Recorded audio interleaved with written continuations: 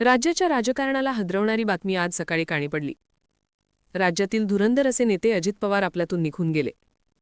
फरांडे बाबांनी भविष्यवाणी केली होती. 2025ची त्यांची भाकणूक ऐका, राज्याच्या राजकारणामध्ये उलथापालट होईल, अनपेक्षित अशा घटना घडतील आणि ते घटना अशा असतील की ज्यामुळे सत्तापालट होईल. या सगळ्या घटनांमध्ये 2026चा जानेवारी हाच महिना सुरू आहे. आज तारीख आहे 28 जानेवारी आणि अजित पवार आपल्यातून निघून गेले. ही घटना कशी घडली, यामध्ये काय काय समोर आले ते आज समजून घेणं गरजेचं आहे. राज्याचे उपमुख्यमंत्री, राष्ट्रवादी काँग्रेसचे सर्वेसर्वा अजित पवार यांच्या विमानाला बारामती इथे मोठा अपघात झाला. या विमान अपघातात त्यांचा मृत्यू झाल्याची बातमी समोर आली. ताजा अपडेट्सनुसार या विमान अपघातापर्यंत 6 जणांचा मृत्यू झाल्याची माहिती समोर येतेय. दादांना घेऊन जाणारं छोटं विमान हे जळून खाक झालं. बारामती दौऱ्यासाठी ते आले होते. विमानतळाजवळच हे विमान कोसळलं. या अपघातात दादांचे 2 सहाय्यक, पायलट आणि इतर दोघांचा मृत्यू झाल्याची माहिती समोर आलीय. या वृत्ताने राज्याला मोठा धक्का दिलाय. जिल्हा परिषद आणि पंचायत समितीच्या निवडणुकांसाठी अजितदादांनी प्रचार सुरू केला होता. दोन्ही राष्ट्रवादी काँग्रेस या निवडणुकीसाठी एकत्र आल्या होत्या.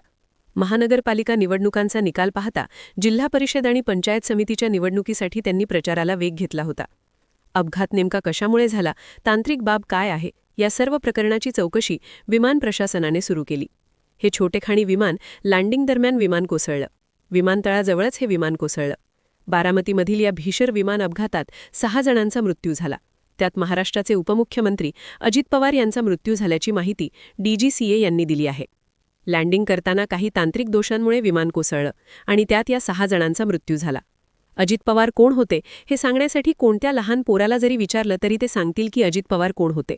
पण अजित पवार आज आपल्यातून निघून गेले. जाता जाता अनेक मेसेज त्यांनी सोडलेत.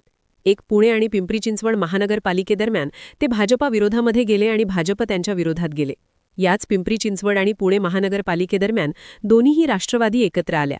याच निवडणुकीदरम्यान अजित पवारांचं एक स्टेटमेंट होतं की तुझ्या बापापेक्षा माझा काका लय मोठा आहे. एकंदरीत जर विचार करायचा जर ठरला तर 2 राष्ट्रवादी जाता जाता एकत्र आल्या. राजकारण होत असतं, पण अजित पवारांसारखा एक मोठा माणूस, एक धुरंधर आणि हजरबाबी, प्रशासनाला धाकात धरणारा किंवा आपल्या पद्धतीने वचक ठेवणारा एक नेता जो होता तो आपल्यातून निघून गेलाय. कदाचित अजित पवार एकमेव असे नेते असतील की जे भल्या पहाटे उठून विविध कामांची चौकशी करायचे, विविध कामांचं, विकास कामांचं भूमिपूजन करायचे. 6 वाजता म्हटले तरी ते पुणे पिंपरी चिंचवडमध्ये हजेरी लावायचे. उपमुख्यमंत्री म्हणून त्यांनी हॅट्रिक केली होती.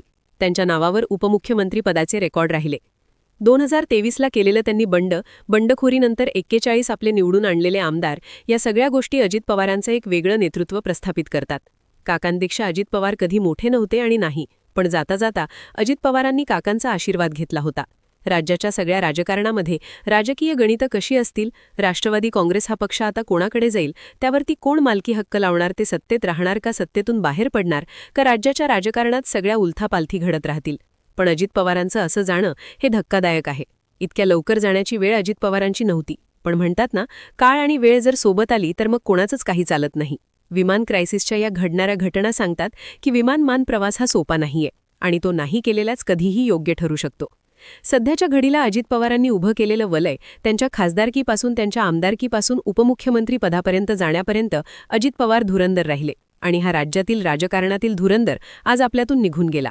फरांडे बाबांच्या भविष्यवाणी किंवा भाकणुकीचा संदर्भ मी सुरुवातीला यासाठी जोडला कारण ही व्यक्ती अशी आहे की राज्यातील राजकीय उलथापालथी बालत बोलतात आणि त्यांनी केलेली भाकणूक अशीच होती की राज्यातील राजकारणामध्ये किंवा ओव्हरऑल राजकारणामध्ये उलथापालत अटळ आहे.